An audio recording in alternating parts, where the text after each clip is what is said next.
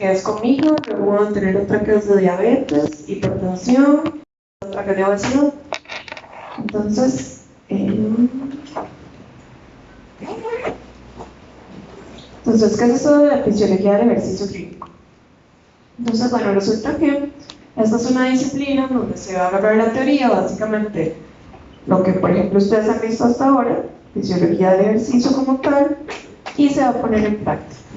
Es decir, se va a buscar cuáles son los beneficios que tiene el ejercicio en una población específica. En este caso es una población que tiene enfermedades crónicas. Entonces, ese tipo de enfermedades que les acabo de mencionar, pues en realidad ahora son súper frecuentes y la idea es ver cuáles beneficios específicos tiene el ejercicio y cuáles indicaciones también específicas hay que darle a estas poblaciones. Entonces, sí, pues normalmente es un trabajo interdisciplinario. No sé si alguno ha escuchado ahora los programas de rehabilitación cardíaca. Antes, hace como 10 años más o menos, casi que solo había en la UNA, que tenían como el programa ahí con la escuela, ¿verdad? Pero resulta que ahora están intentando incluirlo en los diferentes hospitales. Entonces, ahora hay en el San Juan, creo que en el Calderón, hay en Iberia y en diferentes lugares. Entonces, la idea es que trabajan terapeutas, trabajan personas de ciencias del movimiento humano, trabaja el cardiólogo, médicos generales, psicología, etcétera, para pues, dar seguimiento a esas personas que han tenido enfermedades cardiovasculares. Entonces, pues, vamos a ver ahora cuáles son los beneficios de este tipo de intervenciones. Bueno, entonces, ¿por qué es que estamos hablando de enfermedades cardiovasculares? ¿Alguno tiene idea de, a nivel general, cuál es la principal causa de muerte en el mundo? Incluyendo accidentes, cáncer, cualquier tipo de condiciones. ¿Cómo? Paro cardíaco. Ajá, paro. Sí, de hecho son las enfermedades cardiovasculares. Entonces, vean, estas son estadísticas del 2019. En realidad se ha mantenido bastante parecido a ahorita, el 2023. Y ellos hacen una diferencia entre lo que vamos a llamar enfermedades no transmisibles y enfermedades transmisibles. Entonces, enfermedades no transmisibles es justamente eso, ¿verdad? Que no es como que yo se lo puedo pasar a una persona por contacto o por medio de un vector, etc. Y las dos principales no transmisibles asociadas a mortalidad son la enfermedad isquémica cardíaca y lo que aquí llaman el stroke. Entonces, enfermedad isquémica cardíaca es lo que la gente llama comúnmente que le da un infarto. Entonces, enfermedad isquémica cardíaca y que la gente llama un derrame, que le vamos a empezar a decir ahora evento cerebrovascular, son las dos principales causas de muerte en el mundo y de forma global. Entonces, cuando dice no transmisibles también es de padre a hijo, ¿no? También que no son congénitas, no son hereditarias. Eso no quiere decir que tal vez usted pueda tener un factor hereditario que puede predisponerlo, pero no es que usted nació y que ya de una vez tiene una enfermedad congénita cardíaca que le tuvieron que hacer una cirugía. Sí. ¿Stroke qué era? Entonces, stroke es evento cerebrovascular, lo que la gente llama como un derrame. Okay, pero ya no le vamos a decir derrame, le vamos a decir evento cerebrovascular. Okay. Y el resto, pues sí, son otras enfermedades que van a ir viendo a lo largo del curso algunas, por ejemplo esta diabetes y pues otras que son transmisibles. Pero vean que la enfermedad isquémica cardíaca, o sea, asociada a infartos, llega incluso a casi 9 millones de muertes en el mundo para el año 2019. O sea, eso es más de la población de Costa Rica, ¿no? Y de eventos cerebrovasculares casi como 7 millones, 6.5 millones. Entonces estas poblaciones son grandísimas y pues en realidad Costa Rica no es la excepción. Entonces, igual, estas son estadísticas, epidemiología, así se llama, en donde Cada una de estas franjas representa a un país de Latinoamérica y en el eje Y tienen el porcentaje de mortalidad de diferentes enfermedades. Entonces los colores representan esas enfermedades específicas. Si nosotros vemos acá Costa Rica, que obviamente ni se ve porque la población es muy pequeña, pero es esta franjita, nosotros vemos que el color más predominante es el color amarillo, ¿verdad? Que cobra mayor porcentaje de mortalidad, y en este caso es lo que llamamos enfermedades cardiovasculares. Entonces, sí, no somos especiales, somos parecidos al resto del mundo, ¿verdad? Entonces, esa es una de las razones por las que es importante estudiar este tema, y vean que en toda Latinoamérica estamos parecidos. Luego hay otras causas ya un poco diferentes, por ejemplo cáncer, o asociadas a lesiones o, por ejemplo, accidentes. Pero entonces uno se pregunta, bueno, pero todo el mundo está igual, o sea, es parecido en todos los países a nivel mundial. Pues empezaron a hacer estudios porque resulta que hay poblaciones, normalmente son poblaciones un poco más alejadas de la que llamamos la sociedad, es en donde pues la enfermedad cardiovascular no es la principal causa de muerte. Entonces estas personas es lo que llamaron poblaciones con corazones más sanos, y empezaron a buscar qué era lo que estaban haciendo diferente, o sea, qué era lo que estaban haciendo bien. Y a algunos se le ocurre qué pueden estar haciendo bien. Entonces muchas de estas poblaciones son poblaciones que todavía dependen, por ejemplo, de la caza o de la recolección, que caminan montones de kilómetros en el día a día, su tipo de alimentación es diferente, y uno de los factores que vieron que cambiaba era esto, que se llama el índice de actividad física. Entonces, el índice de actividad física es cuando uno calcula el gasto energético total diario entre la tasa metabólica basal. Entonces, entre mayor actividad física haga una persona, mayor va a ser el índice de actividad física. Y entonces, pues, vieron que en poblaciones como nosotros tenemos normalmente un índice de actividad física de 1.4 por ahí, y estas poblaciones tienen índices de actividad física de casi 2. Entonces, pues por ahí va la cosa, ¿verdad? Son poblaciones que pues en su vida diaria necesitan movilizarse montones, y parte de su trabajo y de supervivencia tiene que ver con pues actividad física. Y pues eso se tradujo en una disminución en la incidencia y la mortalidad de enfermedades cardiovasculares. Entonces, pues empezaron a ver, mira, ellos entonces están haciendo algo bien, ¿qué podemos cambiar nosotros para llegar a estos, digamos, a estas metas o a estas, pues por lo menos agarrar algo de lo que ellos están haciendo bien? Salud. Estas son poblaciones que no me sé los nombres, pero vean, se llama Hadza en Tanzania, Simané en Bolivia y Kitaba en Papúa Guinea. O sea, no les voy a preguntar los nombres, ¿verdad? Simplemente para que se den cuenta de que son poblaciones que normalmente están un poco más aisladas, que pues viven normalmente en zonas boscosas o un poco más alejadas. Entonces, cuando yo hablo de enfermedades cardiovasculares, vean que yo lo hago en plural. Es decir, no es que yo estoy hablando de una sola enfermedad, sino que estoy englobando varias enfermedades. ¿Cuáles son esas enfermedades? Estoy incluyendo la enfermedad arterial coronaria, la enfermedad cerebrovascular y el resto de estas otras enfermedades, que son, por ejemplo, enfermedades congénitas, por ejemplo, las cardiopatías, el chiquito que nació con una enfermedad que la gente llama cardíaca y al mes le tuvieron que hacer una cirugía. Personas que tienen ya arritmias cardíacas congénitas, que tienen insuficiencia cardíaca, miopatías, enfermedad arterial periférica, todas estas son enfermedades cardiovasculares, pero las que tienen mayor incidencia son estas de arriba, y por eso son en las que nos vamos a enfocar en la clase. Entonces, antes de seguir, voy a explicarles algo.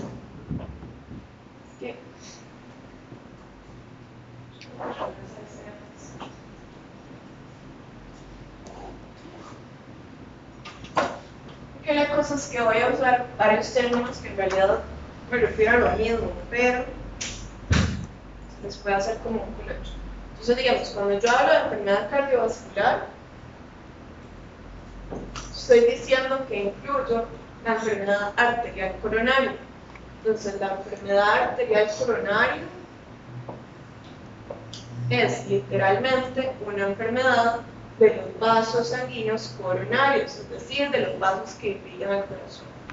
En este caso, es una enfermedad donde se forma una obstrucción a estas arterias coronarias. Si nosotros tenemos una obstrucción del flujo en estas arterias coronarias, vamos a tener que en una parte del corazón podemos empezar a tener isquemia.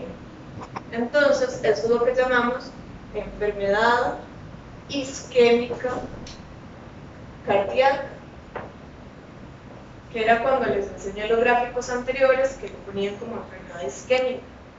Y una persona que tiene una isquemia cardíaca puede llegar a tener síntomas, es decir, puede llegar a tener quejas y complicaciones, y eso es lo que llamamos un infarto agudo al miocardio. Entonces, en realidad es como un continuum de una misma enfermedad. Entonces, cuando yo les estoy hablando como de, bueno, y en la enfermedad arterial coronaria, en realidad no estoy hablando de un grupo de poblaciones que normalmente tienen esta enfermedad y que eventualmente pueden llegar a tener un infarto. ¿Okay? Entonces, digamos que lo podemos usar como si fueran no sinónimos, pero sí parte de una misma enfermedad. ¿Okay? Entonces, en la clase vamos a ver sobre todo enfermedad arterial coronaria y evento cerebrovascular, que es lo que les dije antes, que las personas conocían como un derrame, ¿verdad? Derrame cerebral. Entonces, ¿por qué es que estamos hablando de estas dos enfermedades? Estos son gráficos que muestran ahora no solo la incidencia, o sea, qué tan frecuentes son las enfermedades, sino qué tan mortales son esas enfermedades. Estos son datos de hombres y de mujeres. Entonces, ahí con esos gráficos, ¿cuáles creen ustedes que son las enfermedades cardiovasculares más mortales en hombres y en mujeres? Las mismas, el mismo cuento. Color rojo, enfermedad isquémica cardíaca; verde, enfermedad cerebrovascular. Entonces, no solo son las más frecuentes, sino que también son las más mortales, tanto en hombres como en mujeres. Vean que la enfermedad isquémica cardíaca es un poquito más mortal en hombres. No sé si alguno conoce algún familiar, vecino, conocido, algo que haya tenido un infarto previo. Bueno, yo este año conocí un caso de un señor que siempre hizo como actividad física, siempre se mantenía en movimiento, y un día salió a correr con la hija, pues, y cuando volvió, o sea, venían de correr, digamos, de estar alrededor, llegó y empezó a agonizar. O sea, ahí se fue como cayendo al piso, estaba reportando la casa y, digamos, fue que le dio un infarto. Sí, eso es súper feo porque obviamente es muy dramático. Y si la familia de lo presencia, imagínense a la hija, ¿verdad? O sea, eso es. O no sé si ustedes han visto las noticias, ¿verdad? Cuando hay una carrera o hay una competencia, hay una persona que se infarta ahí, incluso a veces ha habido que fallece. Entonces, obviamente, eso sale en todos los medios de comunicación, ¿verdad? Y ahorita vamos a ver un poquito de eso al puro final de la clase. ¿Algún otro conoce a alguien que haya tenido un infarto? Sí, es un vecino, no, pero fueron dos. Ahorita está como en tratamiento, pero fue muy raro porque la primera vez estábamos en la casa y escuchábamos a la esposa gritar a nosotros y estaban un señor tirado en el piso, casi no puede reaccionar, incluso van a volverse. Ok. Bueno, otra cosa que me acabo de acordar ahora que dijo Carolina: una persona que está teniendo un infarto eventualmente puede llegar a hacer una arritmia cardíaca y hacer un paro. Entonces, ¿qué es lo que uno llama cuando la persona hizo un paro? Entonces, un paro es literalmente que el corazón se detuvo. Y entonces eso puede ser una de las complicaciones de un infarto y de una de las causas de muerte, de que la persona se muere por el infarto. Pero hay como unos infartos que se Que dan puede que no hagan paro. porque hay gente que es como que tiene una palabra que es como un preinfarto, Ajá. Ok, chiquillos, que es médicamente un preinfarto no existe. O sea, normalmente usted o se infartó o no se infartó. Hay tipos de infarto. O sea, resulta que uno piensa que tiene un infarto, va a un servicio de emergencia, le hace un electro, le hacen exámenes y ahí lo pueden ir clasificando, eso es cierto. Pero muchas veces como que yo lo que he visto es que a veces intentan como no asustar a la persona o decirle como no, es que usted no tuvo un infarto, usted lo que tuvo fue un pre. Entonces la persona es como, ah bueno, no, entonces no importa. Pero a veces le dicen que tuvo un preinfarto y luego le mandaron 80 pastillas y están en seguimiento con 5 especialistas. Bueno, en realidad lo que tuvo es un infarto. Ok, entonces, para que ustedes sepan, o sea, realmente uno puede tener un infarto que haya llegado a generar isquemia muy pequeña, entonces que sus complicaciones sean muy leves, pero normalmente si ya uno tuvo un infarto es porque le salieron alteraciones en el electro, le salieron exámenes alterados y al final es porque usted tuvo una obstrucción de un vaso sanguíneo que estaba llegando al corazón.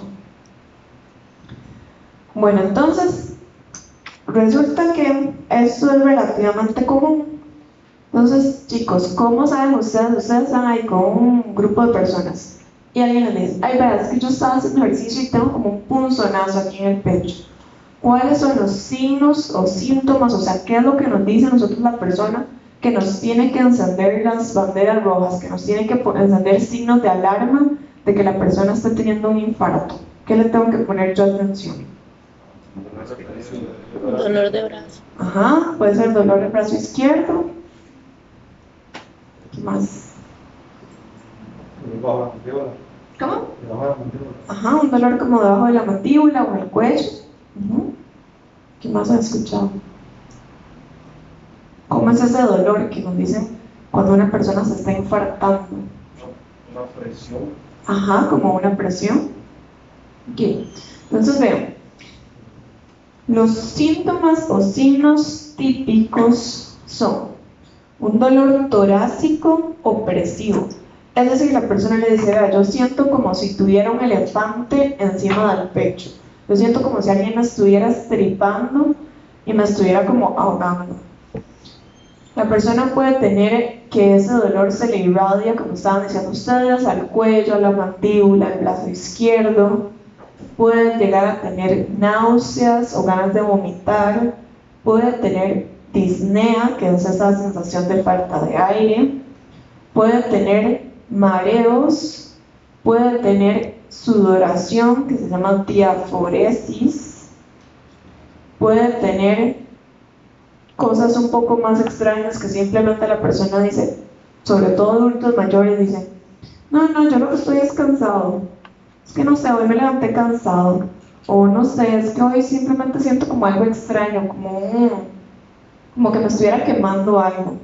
Entonces estos son los síntomas típicos: dolor opresivo, torácico, que se puede irradiar, asociado a mareos, falta de aire, sudoración, ganas de vomitar. ¿Pero eso quiere decir que una persona tiene que tener todos los síntomas? No. ¿Quiere decir que si tiene algún otro síntoma no es infarto? No. Simplemente estos son los típicos. Puede ser que una persona lo que diga es, no, yo lo que, digamos, es muy común en mujeres adultas mayores, que simplemente está teniendo infarto y lo que uno ve es que la persona empieza a desorientarse. Entonces, sí, pues de pronto otro no reconoció al nieto, resulta que no reconoció a la persona que estaba atendiéndolo y hay que ponerle atención porque esos son síntomas que decimos que son atípicos. Sí.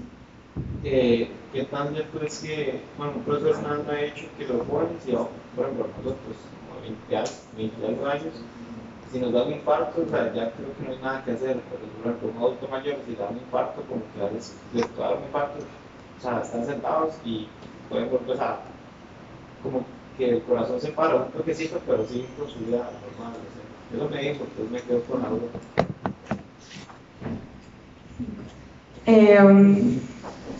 Pues No sé si has escuchado algo. No, o sea, a ver, tal vez lo que puede pasar es que, como les digo, en los adultos mayores se puede pasar por alto el infarto, pero si ya la persona adulta mayor o joven o quien sea tuvo un paro, no va a depender de la edad, simplemente va a depender de qué tan extenso fue el problema. Entonces el punto es, si es una persona joven que tuvo un infarto, su recuperación va a ser más fácil. Es decir, probablemente las complicaciones van a ser menos porque la persona tiene mejores mecanismos de recuperación. Sí puede pasar que si una joven tenía una enfermedad congénita, que no sé si alguno ha escuchado, pero hay personas en donde el abuelo, el papá, el hermano tuvieron infartos y son infartos fulminantes. Eso normalmente es asociado a un problema estructural del corazón, lo que se llama una hipertrofia cardíaca congénita. Entonces en ese caso sí pueden ser fulminantes y eso sí puede ser cierto, o sea que una persona después tenga mayor mortalidad. Pero si es porque una persona relativamente joven tenía mal estilo de vida, no debería haber diferencia con una persona de mayor edad. Eso no debería de cambiar. Entonces, estos signos, pues obviamente hay que ponerles mayor atención. Si alguien dice que tiene alguno o varios de estos signos, lo mejor es decirle, no, mejor usted va de emergencias, vaya a que lo atiendan y lo mejor que puede pasar es que vaya, que le diga que no tiene nada, que le hicieron un electro y que todo está bien y listo. Pero si tiene algo, es mejor lo más rápido posible, sí. Profe, hablando de esos signos, ¿sería que se repitan a lo largo del tiempo? No, normalmente eso es que hace 5 minutos le empezaron las molestias o hace 10 minutos le empezaron las molestias. Sí puede pasar que una persona esté teniendo estos signos cada vez que hace ejercicio. Entonces no diga como, no, es que yo desde hace un mes, siempre que hago ejercicio me pasa esto. Dejo de hacer ejercicio y se me quita. Entonces igual a eso hay que ponerles atención. Pero si es una persona que le dice que hace 3 meses tiene un dolor en el pecho, probablemente no es un infarto, probablemente tiene, no sé, un reflujo, tiene un espasmo esofágico, alguna otra cosa. Normalmente son agudos. ¿Okay? Entonces, ¿por qué es que suceden las enfermedades cardiovasculares de las que vamos a hablar ahorita? Bueno, normalmente están asociados a algo que se llama aterosclerosis. Sí. En la diapositiva pasada decía que era más común en hombres y que en mujeres es más común que haya como síntomas. Sí, los típicos son más comunes en hombres y en las mujeres se dice que es más los que venían aquí como en rosadito, que son como síntomas un poco más extraños. Pero pues hay de todo. Hay mujeres que están infartando y lo que tienen es el típico dolor pecho que se les irradió, etc. Pero sí, digamos que el hombre, así que uno dice prototipo de que se compró todos los números de la rifa, es el que tiene estos síntomas. Entonces, chicos, ¿qué es eso de la aterosclerosis? Ustedes en realidad creo que ¿ya han visto algo de aterosclerosis en algún momento de la carrera? No, ok. Entonces, resulta que cuando una persona se llega a infartar o le da un evento cerebrovascular, no es algo que sucedió de un día para otro. Normalmente eso es algo que se va evolucionando a lo largo de varios años. Y lo que sucede es que se van a empezar a depositar algo que se llaman estrías grasas en los vasos sanguíneos y eventualmente se llega a formar algo que se llama una placa de ateroma. Entonces es una persona que desde hace 10 años, 5 años se le empezaron a formar estos depósitos de grasa, estrías son literalmente como unos hilitos de grasa dentro de los vasos sanguíneos y que fue evolucionando hasta formar una placa.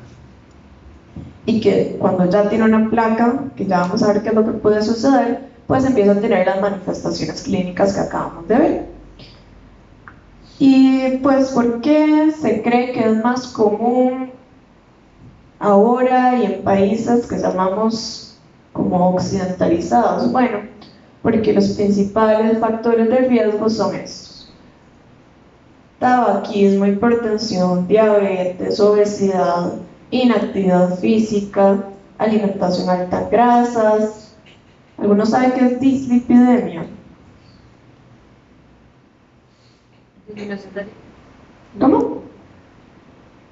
que Sí, sí. sí, ¿verdad? Sería como disminución.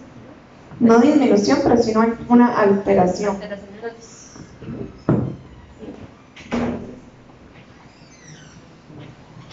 ¿Alguno se ha ido a hacer exámenes de laboratorio recién? ¿No? Y dentro de los exámenes, ¿le hicieron exámenes de colesterol? ¿Se acuerdan? Bueno, ahora sí lo reviso. Bueno, cuando uno se hace exámenes, normalmente le reportan, pues aparte de, por ejemplo, el hemograma, le van a reportar colesterol total, LDL, HDL y triglicéridos. Entonces, el LDL es como lo que la gente llama el colesterol malo y el HDL es lo que la gente llama el colesterol bueno. Entonces, una persona que tiene una mala alimentación, es decir, una alimentación alta sobre todo en grasas y en ciertos tipos de carbohidratos, va a tener que se le eleva el colesterol total, aumenta el LDL, disminuye HDL y aumentan triglicéridos. Y cuando pasan estas condiciones, decimos que la persona tiene una dislipidemia. ¿Okay? Entonces, pues a veces se les empieza a enviar tratamiento para intentar controlarlo, pero al final es un factor de riesgo para hacer esto que llamamos una aterosclerosis. Profe, una pregunta. Sí. Digamos, personas que intentan subir como el tipo que se les empieza a dormir la mano y todo lo demás, digamos, conozco un caso de que cuando ya iba subiendo el último tramo para llegar a la cima del chico, pues, se le empezó a dormir los dedos de las manos, de los pies y, digamos, le dijeron a esta persona que bajara porque podría, o estaba presentando síntomas como de paro. No, eso en realidad se llama algo que se llama mal de altura. Entonces, el mal de altura es porque cuando uno cambia literalmente de altura, se va a cambiar algo que se llama la presión atmosférica, la presión barométrica. Y eso va a modificar la presión inspirada de oxígeno.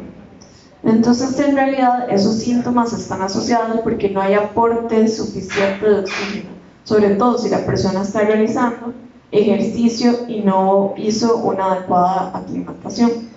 Normalmente aquí, por ejemplo, para ir al Chirripó, uno tampoco es que necesita pasar ahí 3 días antes de hacer la caminata, pero hay ciertas personas que no se sabe por qué, pero son más susceptibles al mal de altura. Y de verdad digo que no se sabe por qué, porque no tiene absolutamente nada que ver con su condición física ni con su estado cardiorrespiratorio.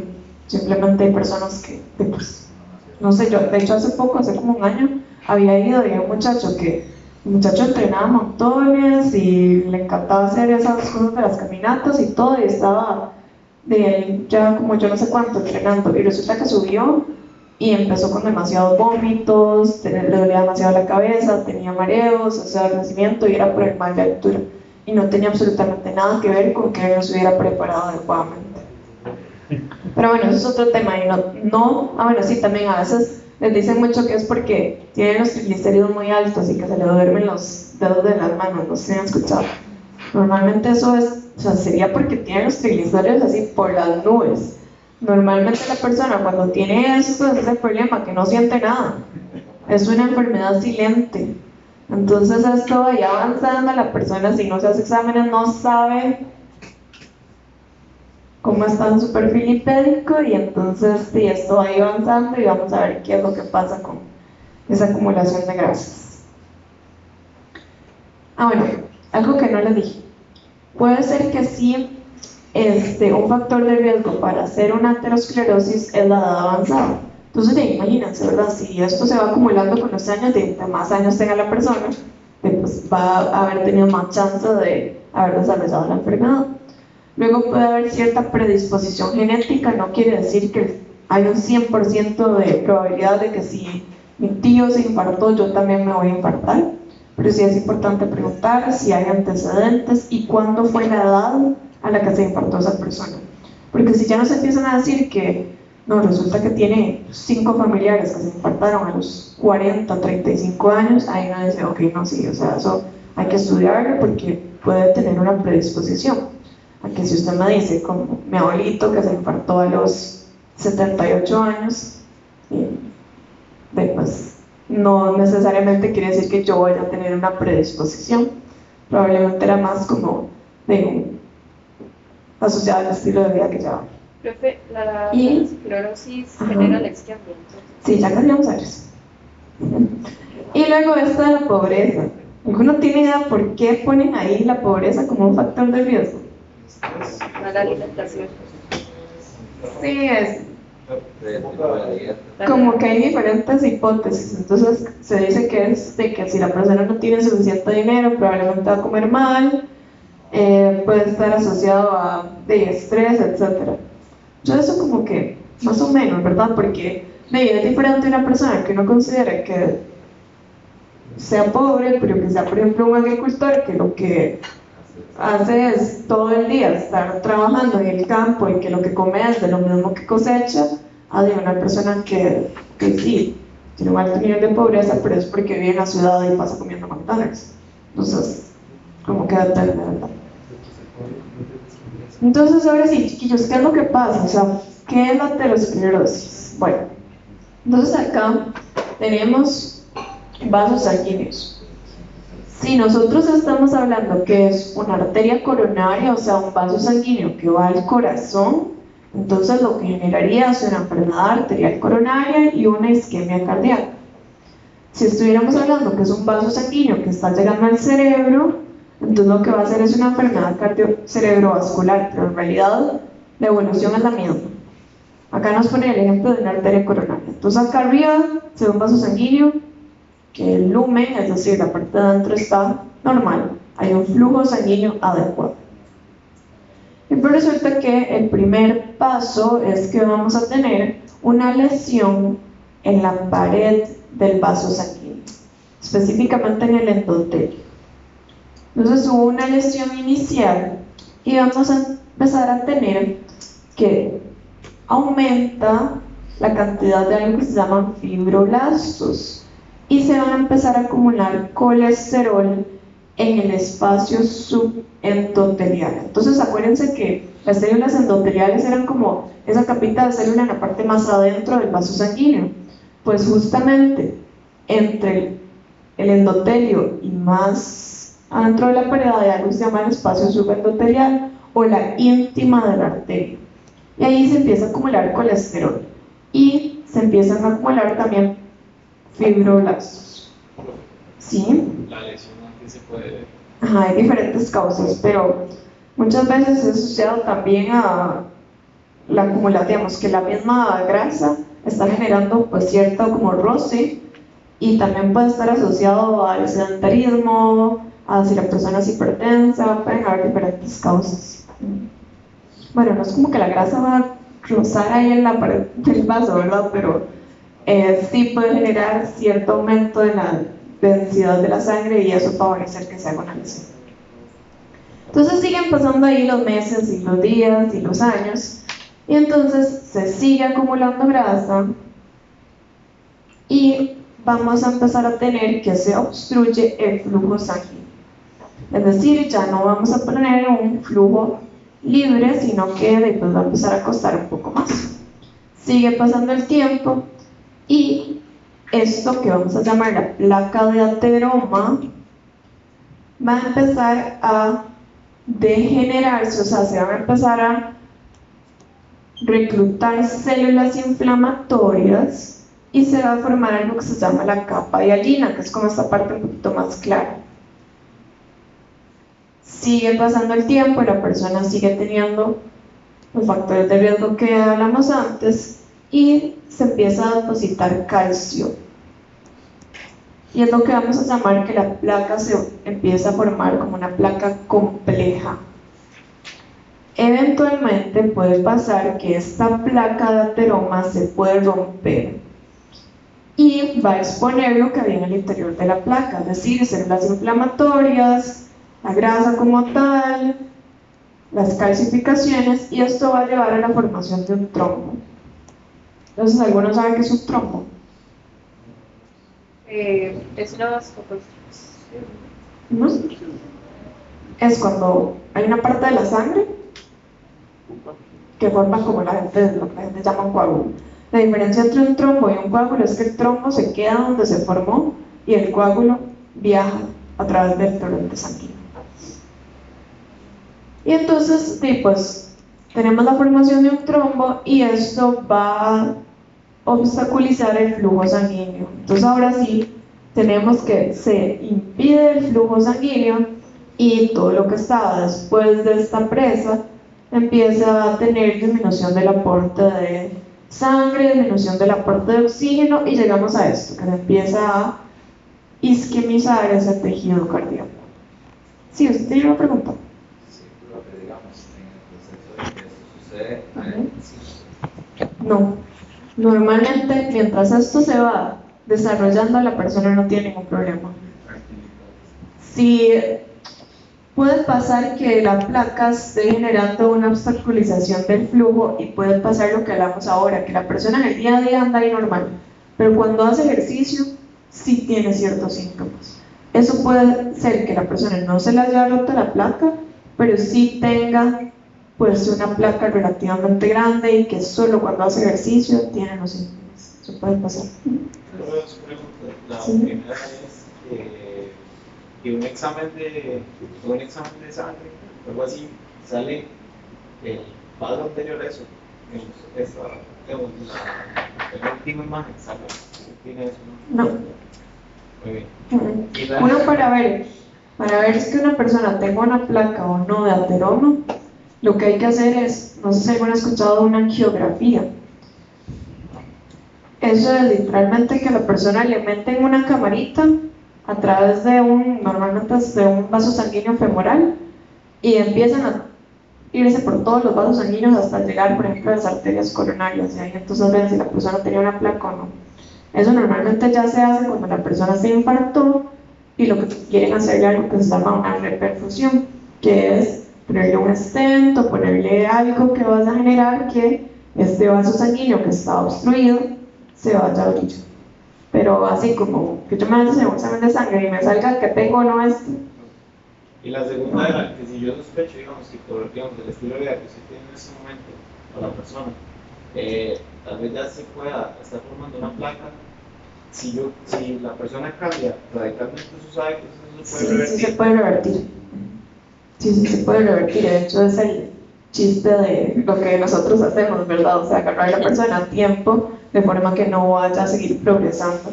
No necesariamente es que la placa se vaya a deshacer, pero por lo menos no va a seguir avanzando.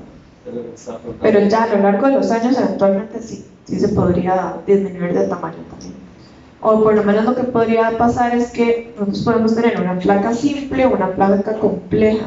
Entonces la placa compleja es esto que les estaba diciendo, que se forman calcificaciones, empieza a haber mayor inflamación y esas son las placas más peligrosas de que eventualmente se puedan romper. Entonces lo que podemos hacer es que la placa no vaya a tener estos cambios y si no se queda ahí tranquilita, una placa simple, que eso no es tan grave, digamos. Ok, entonces, pues resulta que precisamente la dislipidemia, la hipertensión, la diabetes favorecen la formación de esta placa y que actualmente la persona llegue a tener pues la enfermedad isquémica cardíaca. Tal vez acá se puede ver un poco mejor. Vean, nosotros acá lo que nos están enseñando es un corte de una arteria coronaria. Acá en la parte de arriba tenemos el lumen, es decir, por donde está pasando la sangre, y estas son las capas de la arteria. Entonces, acá están las células endoteliales y justo debajo de las células endoteliales tenemos la capa íntima o el espacio subendotelial, y acá es donde se está acumulando esta placa de ateroma o aterosclerótica. Y yo les estaba diciendo que tenemos un ambiente inflamatorio, donde literalmente reclutando células de la inflamación, por ejemplo macrófagos, que los macrófagos se van a empezar a comer el LDL, aumentando la producción de radicales libres y de citoquinas. Entonces eso hay una sopa de inflamación. Esa es una parte. La otra parte es que aparte, o sea, la persona tiene la placa, pero además tiene algo que se llama disfunción endotelial. ¿Qué es eso de la disfunción endotelial? ¿Alguno recuerda qué era el papel del óxido nítrico? ¿Qué causaba el óxido nítrico? ¿Vasoconstricción o vasodilatación? Vasodilatación. Pues resulta que las personas que tienen esta enfermedad tenemos que hay una disminución en la producción de óxido nítrico. Entonces, pues aparte de que tenemos una placa, vamos a tener que se favorece la disminución del radio del vaso. Entonces, pues se va a empeorar la parte esta del flujo sanguíneo. Entonces, eso es lo que llamamos disfunción endotelial, que más bien hay mayor inactivación de óxido nítrico. Bueno, entonces, ya casi vamos al receso, pero vamos a ver ya lo que nos toca, digamos, de la clase, que es por qué es que el ejercicio decimos que tiene beneficios en la enfermedad cardiovascular. Bueno, y resulta que sí, el ejercicio usted le puede mandar a la persona que recomendarle de fumar, coma bien, etc. Pero se ha visto que el ejercicio como tal es lo que va a tener mayor efecto positivo para el mayor número de personas. Entonces, pues es otra de las razones por la que hay que recomendarle a la gente que haga ejercicio. Vamos a hablar de dos tipos de prevención. Prevención primaria es esa persona que todavía no ha tenido, por ejemplo, un infarto. Entonces, lo que busca es impedir o retrasar la aparición de la enfermedad. Entonces, esa persona que llega ahí y, no sé, se metió a clases de natación y lo que le dice a usted es como, vea, yo en realidad, pues, no como muy bien desde hace un par de años, resulta que yo casi no hago ejercicio, trabajo en una oficina sentado todo el día, pero resulta que a un compañero de trabajo le dio un infarto, entonces a mí ya me dio miedo, entonces quiero empezar a mejorar mi estilo de vida. Es decir, esta persona todavía no ha tenido nada, pero queremos impedir que vas a tener enfermedad cardiovascular. Y entonces, pues se ha visto que el hacer ejercicio tiene el doble de efectos que la persona que solo controlara un factor de riesgo. Entonces, por ejemplo, si la persona era obesa y cambia algún estilo de algún factor de riesgo, pero sin hacer ejercicio, va a tener beneficios, pero si hiciera ejercicio, va a obtener el doble de esos beneficios. Es decir, le fijo, mejor mandarlo a hacer ejercicio y que ahí mejore todo el resto.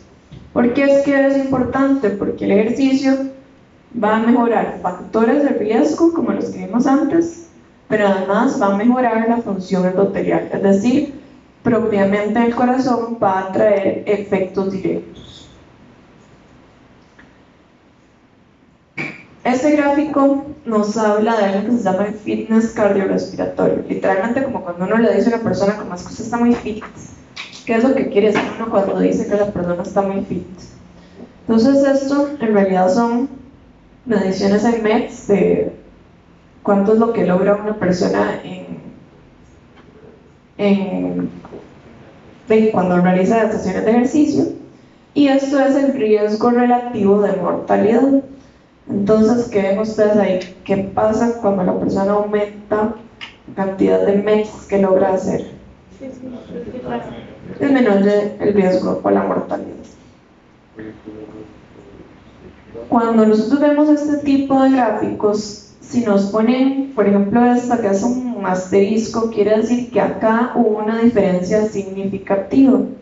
Entonces vemos que al aumentar más allá de 4 METs, la persona realmente tiene la mayor disminución del riesgo de mortalidad. Y ven que este es un estudio súper grande, es de 15.600 personas. Entonces en realidad pues, es muy significativo y la conclusión es a mejor fitness cardiorrespiratorio, menor mortalidad. Sí. Entonces estamos hablando en general en la vida de una persona o de No, esto es en general. Ok. Yo no sé si, bueno, si ustedes, me imagino, te hicieron el laboratorio de consumo máximo de oxígeno, ¿no? Recuerdan que uno al final calcula cuáles fueron los METs de esa sesión específica. Y en realidad cuando uno calcula los METs, pero yo no sé si a ustedes les pasó, pero como que uno dice como más o menos un MET, eso en realidad no es nada, ¿verdad? O sea, como muy poco. Pues resulta que el hecho que una persona empiece a entrenar y logre aumentar un solo MET puede disminuir su mortalidad hasta un 15% por todas las causas.